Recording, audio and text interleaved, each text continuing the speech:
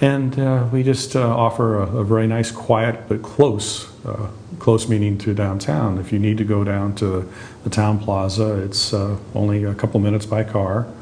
But when you come out to the property, it's like you're way out in the country.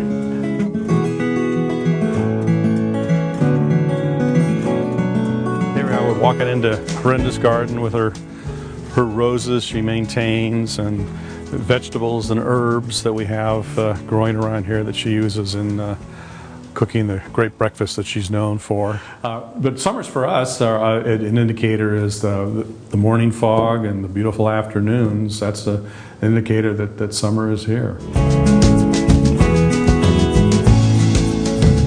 You know, Healdsburg is a pretty happening little town. There's a lot of stuff going on. There's the first Friday of every month is Art Walk. There's 13 galleries in town that are open till 8. Also on Tuesdays, there's music in the downtown square, live music. Basically, the whole town gets together for that. There's a farmer's market on Saturdays as well as Tuesdays.